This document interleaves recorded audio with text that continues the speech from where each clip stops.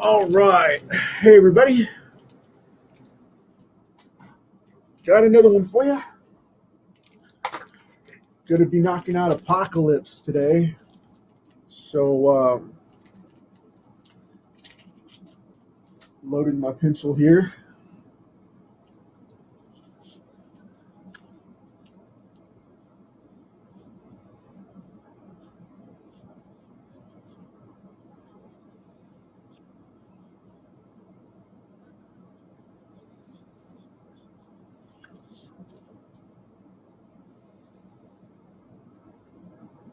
This one should be fairly quick because this guy doesn't have much to him. Um, we'll see how it goes. I'm going to hang out as long as we need to, as always.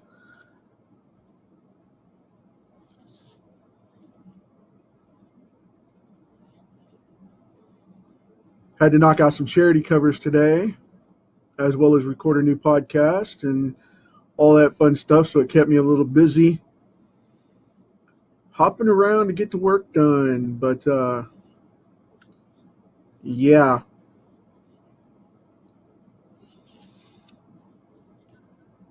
This guy is just crazy. He has to be probably one of the best villains in comics, one of the most unique, if nothing else. And it's kind of ironic that they have him in the X-Men universe, and then they have Thanos in the Avengers universe. But they're in the same overall company.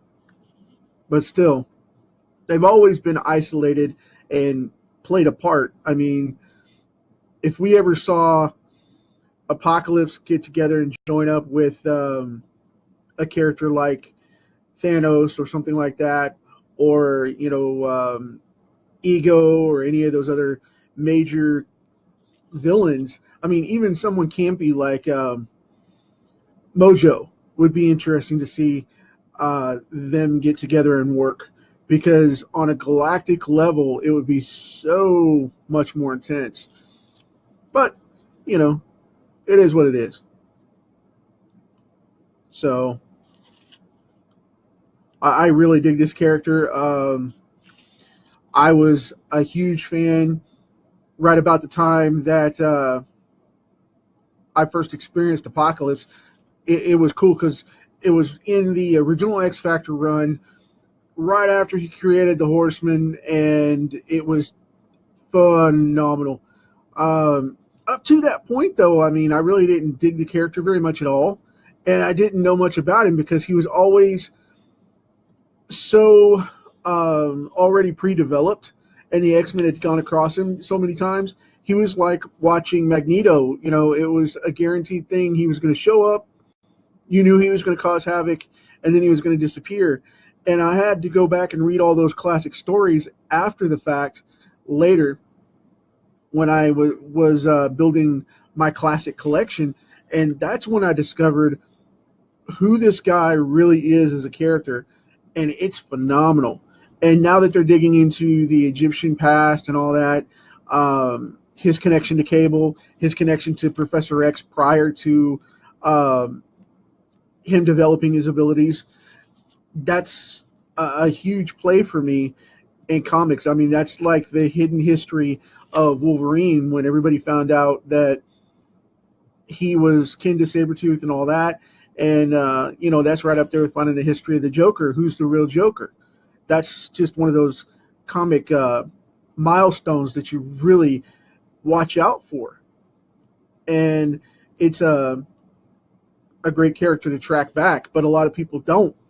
So if you don't know this character very well, other than the movies and the Marvel Universe, the animated stuff or the film or that kind of thing, be sure and go back and read on this guy, because it's got a lot deeper history to it in comic books, and he's a lot more substantial character than most people give credit for.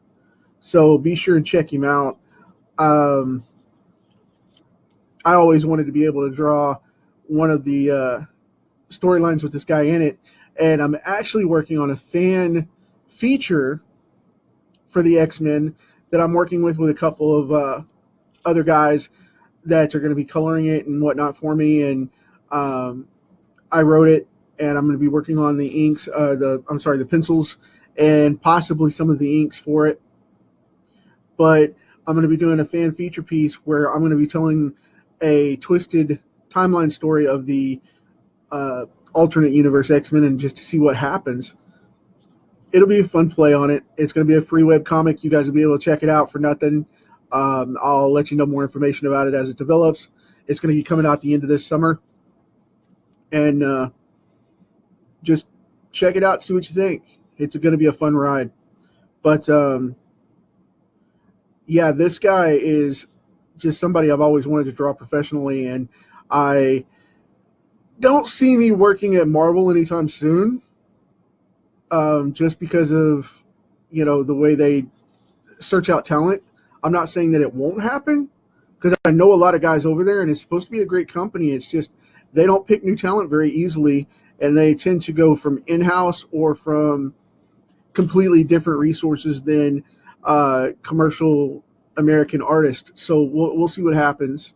But I've got Firestorm going with my own stuff coming out, so I'm not worried about that as along sidelines as uh, most people would be. But being a freelance artist is a little different than working for yourself and building your own brand and building stuff out. But yeah, I mean, I wouldn't turn it away. I don't think it depends on what they offer me. I mean, it would have to be a horrible, horrible deal for them to get me to say no. But not that I'm looking for that. It is what it is. So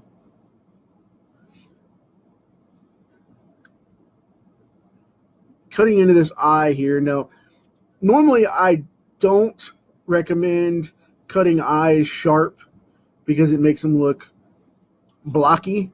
And if you do it wrong, it could make them look like they're popping out of the head or sitting on the head instead of being in it.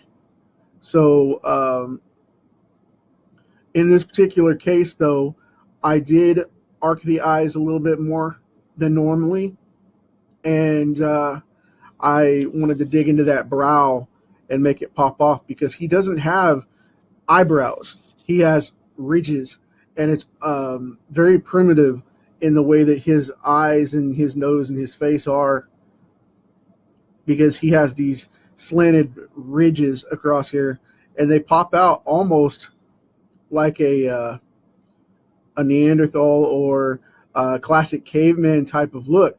But I think that's part of his mutation throughout time. He's lost hair through his genetic changes, but they never explained that, so we won't really know.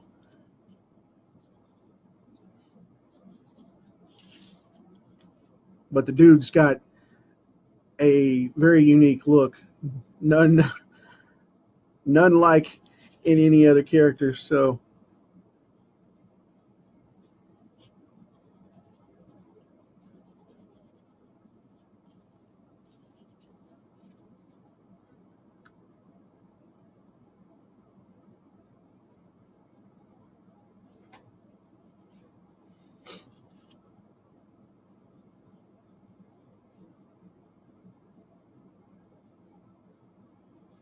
let's see here. I'm cutting a little more into this neck here, adding some of this stuff. I was checking the monitor to make sure the signal's going through okay for you guys, and don't want it to drop because I've been hearing some horror stories this weekend about Facebook updating and whatnot, and some of their traffic dropping. I don't want it to just disappear. So that's where we're at. And this dude has an ungodly massive neck. It's just insane. Um, that's the reason I'm drawing it in individually right now, because I want to make sure that I get the shading on it and get it the way that I really want it to look. Because his neck is just insane. Of course, he's huge anyway, but yeah, that's one of his trademarks is his big neck.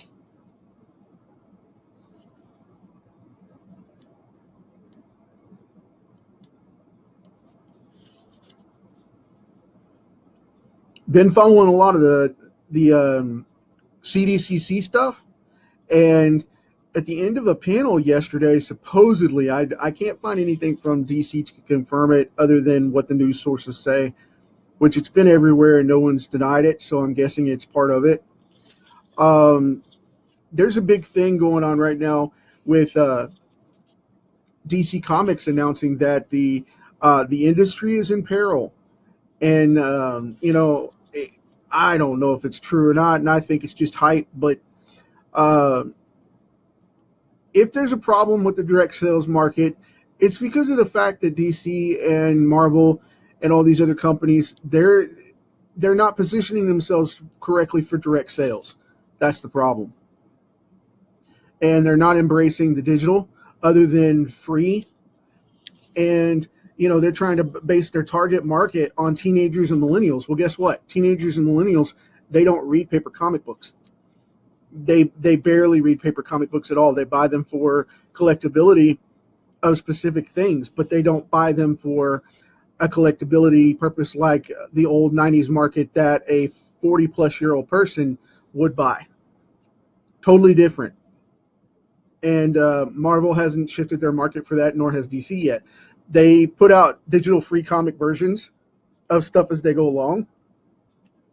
But if you check the market, right now, as of last year, digital sales for books and magazines, specifically magazines, had marketed up to over 60% across the board, according to Amazon and the Apple iStand. They have moved up to where you can get magazine after magazine of your choice all over the place digitally now. And people don't understand. Those newsstands are picking up. Comics are a disposable monthly magazine format in the way that they're built. So we have to change the market. One, we have to change the understanding that they're disposable, because comics are not like typical magazines where it's news and then it's gone. Okay? Magazines are. They're still news-based. They're typical news stories. They're one and done. What comics are a monthly story continued medium on their continuum, and their continued medium, and they have a continuity. Most people don't realize that. A lot of people don't know that comics are collected monthly as a keep medium. I mean, the comics resale boom of the rarity of the comics that are so high end, these Superman or Batman or classic X-Men that you see that are worth thousands and thousands of dollars a piece. The reason they're that way is because all the moms and pops threw them away thinking that they were quote unquote magazines. And that's what gave them that rarity, is because of the fact that they're not there. So you got to think about what built the market that everyone is claiming the fame to, and then reestablish the market in a modern way that's going to conveniently create a following in a market that has money into it.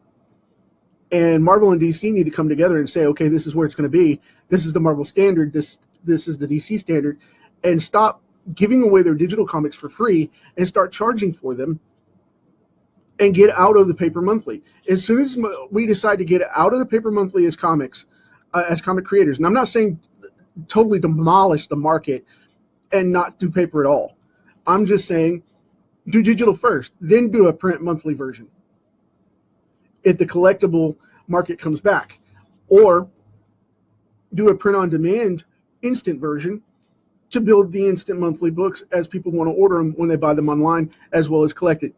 Also, go 3 or 4 months down the line and then take those digital marketed books that you have in a collected market and put them in the trades. If you go to Barnes & Noble right now, they are carrying 70% trades, and only you got the good hardback version of the trade, graphic novels, things like that. Then you've got the traded collected, which are monthly paperback trades of anywhere from 3 to 10 comics, depending on who it is and what it's about.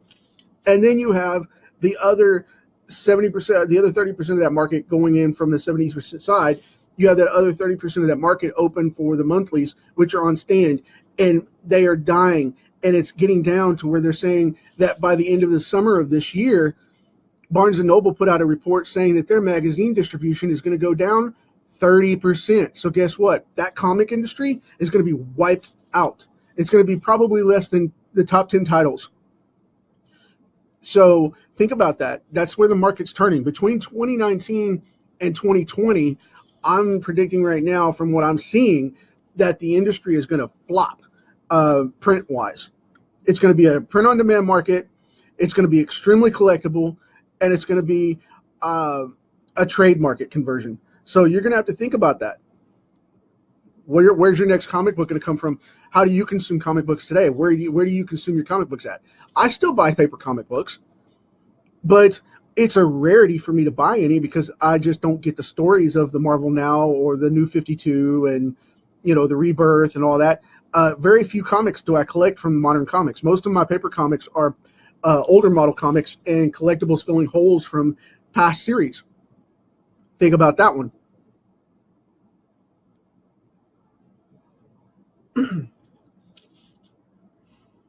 Yeah, see, Matt, I do the same thing. That's exactly what I'm talking about, is going into printed trades, because that's where Marvel and DC are going. And if you think about it, if I buy comics now that are new stuff, it's guaranteed going to be trades. It's going to be the collected versions. Absolutely. Just because of the fact that, like I said, I just feel if I buy paper comics, it's because you get the original comic book because you find it. And that's a specific issue that I'm looking for at the time. I think the market's got to change and it's got to adapt, and a lot of people aren't ready for that yet because they're not willing to give up the paper market and they don't understand it's not practical anymore, because everybody wants it to where it's in bulk online, either in a service collected database format, or they want it in a service that they can get it and carry it on a device and have it done for the comics that they want and go in and point and click and read whatever they want to read at the time. It's on demand. That's the way we're raising the kids. That's the way we're raising the millennials are raising themselves right now in their consumption. And I've talked to a lot of people, and I've done the market research to prove the point that whenever this goes out, I talk to anybody and say, what's going on? What are you buying? What are you reading? What are you doing right now? And it always comes back to the point of I'm not reading anything, or I'm filling holes for my books. And that's when I find them in bookstores and hunting for stuff. That's what they go for. They'll also use bookstores now as a reference store, because they'll use them as a reference resource. They'll go into the stores and they'll look at what's out right now and new, and then they'll go home and order it digitally for half the price. So think about that.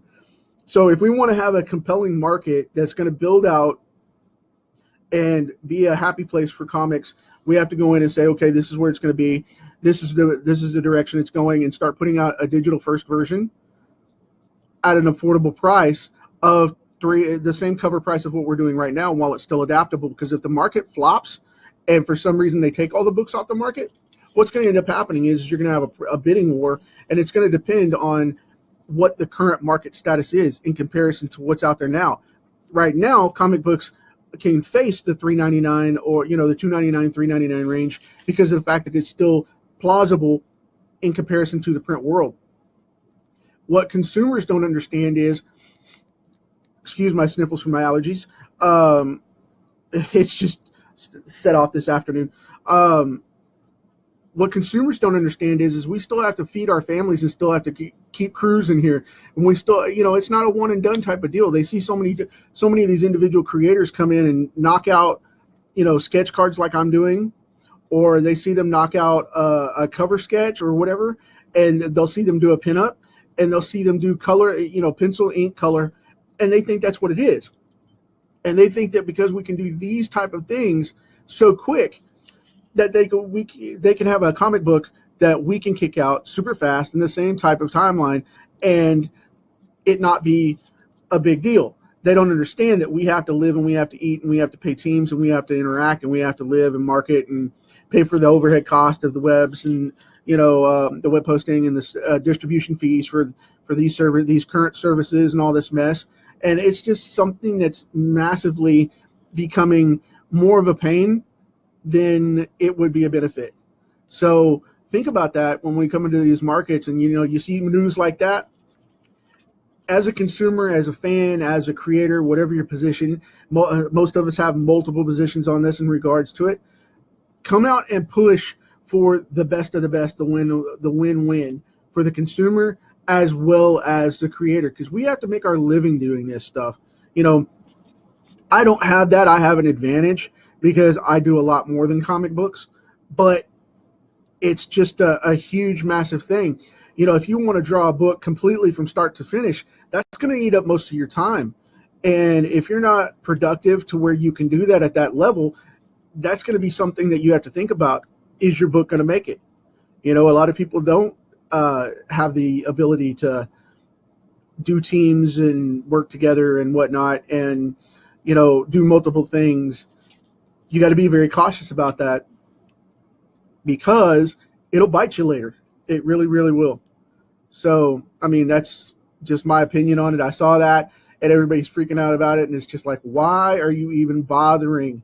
I understand and respect the paper comics trade. I always will. I always will be a fan. But am I going to make money at it and kick out books, and pay out $3 or $4, $5, $6, $7 grand to produce a couple of thousand comic books, only to turn around and have monopoly systems like Diamond or, like Comixology or these other services that charge anywhere from 30 all the way up to 70 to 80% now on independent comics just to get it out there, because they have a new factor that they call high risk comics, and they want to put your book out there and take a 75 to 85% discount just to guarantee that you get into one a magazine or catalog, which doesn't guarantee that you're going to make it the next issue, because it's 3 months down the line. So you put all your money in there to produce the book and then end up in that gap. So think about that. And then, don't get me wrong, I'm not going off on a tangent here by any means. I'm just discussing the topic, okay? Because, this is my point of view on it, and this is where I'm at. And I just wanted to say, there is hope. Don't stop doing comics if that's your thing. There's light at the end of the tunnel, and changes are being made. It's going to be a cool coming event this summer, that a lot of things are coming out and changing, and I think the market's going to catch up and finally grow because people are starting to talk about it, and the major two companies are starting to lose money, and they're like, hey, now we got to change something and do something different. Well, guess what? You're 20 years behind on changing the market where everybody else needed it. That's where we're at right now. So, thanks for catching up, and we appreciate you actually hearing us now.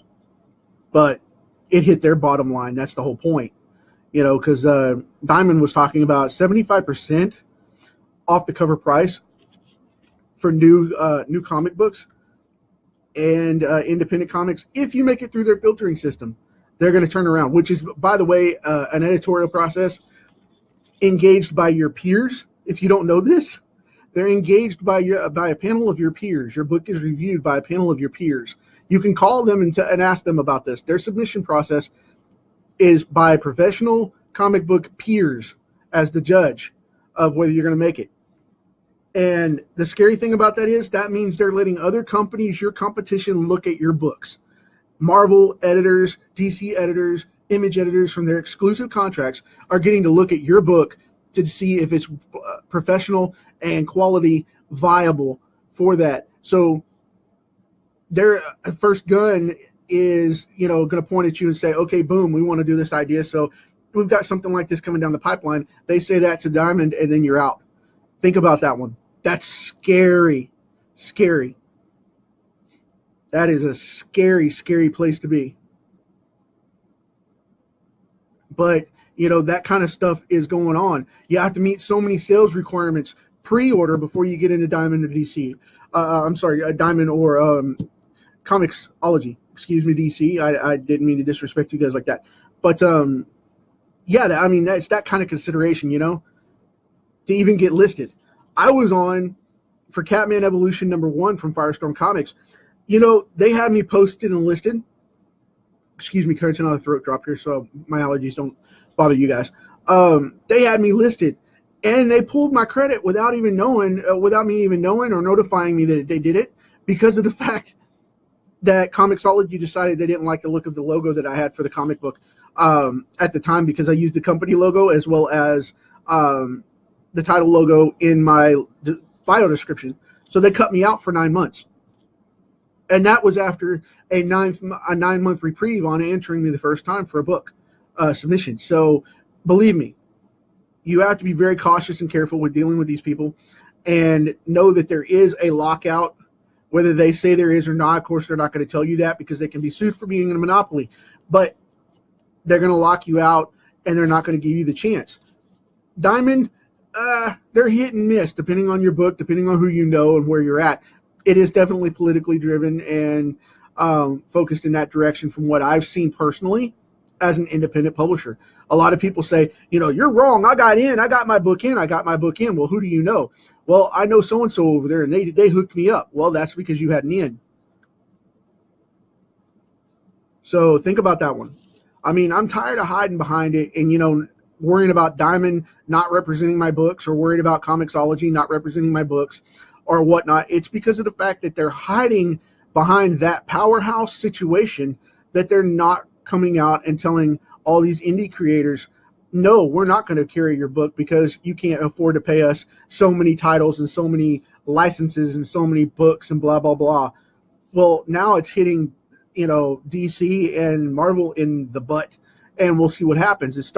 They're getting booted out the door of different retailers and stores, and things are starting to drop. So their direct market's dying off, so Diamond's looking at raising the prices and changing things. And they're using that as an excuse to take it out on us as the independents, because these guys still have millions of dollars in play. So think about that one. That is a lot to think about. I've been talking about this for years online. I've been talking about this over the podcast and whatnot. And, this is one of those things where times are changing, folks. And, this is going to be one of those things where I am here to help, because of my marketing background and my stuff going on with comic books I've been involved with for years. I've decided to just help out as much as possible and help people succeed. And that's one of my big things is I want to do my comics and make great books and see these companies succeed. But another thing is I want to kick this monopoly out of here. And that's going to be a big thing. I'm not bashing anybody. I understand and respect Diamond for what they do. But the thing is, for the last 30 years, they've run a monopoly, and they'll tell you one thing and then they'll do another. Because what they'll do is they'll tell you have to go in through our submission process. Well, that's one thing that you're getting. But then you get the actual people out on the ground which go, no, it's not that way. We'll get you in as one of the 10 or 12 titles that we're commissioned to get in, so that it looks like small press is working. And it's because who you know that you get in. It's who you know that you get in that catalog, not because of what you do as a book. I've seen it time and time again. My book didn't get rejected. My book never got seen.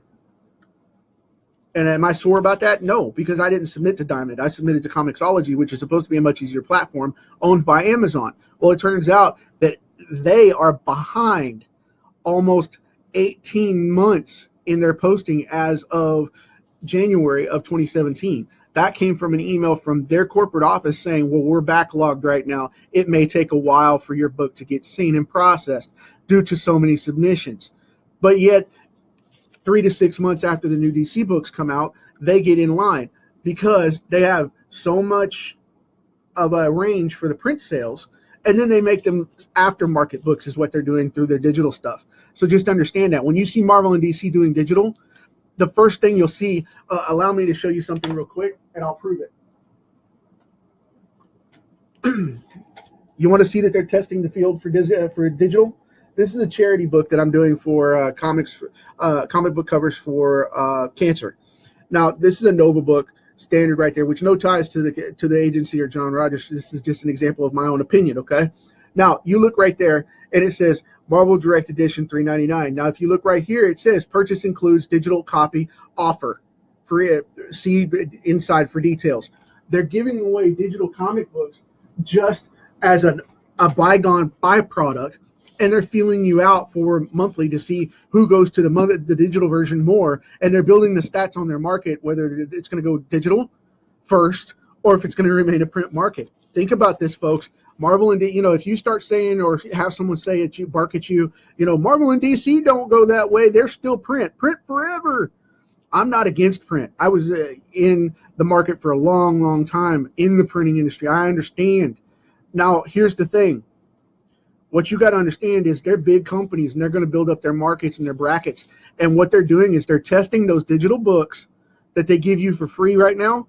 They're testing that data to see where the market's going to change. And as soon as the market shifts in comparison to their digital prints or digital consumption versus their print consumption, you can guarantee that those monthlies are going to switch over to digital. It's just like their films. Anything with their properties right now since 2008 and Iron Man came out, you can guarantee anything that they're doing in that process right now in the films, that's their testing ground.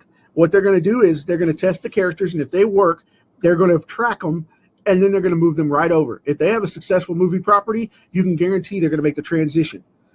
So it's just practical business I'm talking about right now. Follow the map, follow the patterns, follow this stuff, know it, act on it, and start building your platform for your digital comics as well in your company if you're a creator, because that's where it's going. If you're a fan, start tracking it because you'll have a lot more access to the digital stuff as well. So with that said, that conversation for today, I'm going to leave this alone. I'm going to sketch this piece right here for the other side of that nose. I'm going to shade it to kind of balance out that contrast on his face a little bit. But there we go. We have the apocalypse. And let's see here. What do we have for tomorrow? Monday.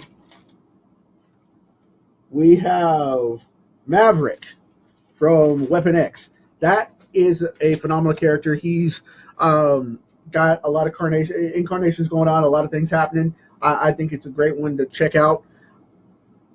I hope to see you guys then. I hope I didn't turn you off to the daily sketch card by talking business. I know this one wasn't as much about the card, but this is where things are going, and this is part of what I do, and I want to get that out there for you guys to see that there is a huge change in the industry coming for the better. So let's start looking at it and see what our options are right now before the corporate standard finds a loophole to monopolize it as well. Let's get ahead of it so that we can put out great comics and kill the threat. So take care. Maverick tomorrow. Back on to the art stuff. I'll keep it light. And thanks for hanging out with me. Check you later.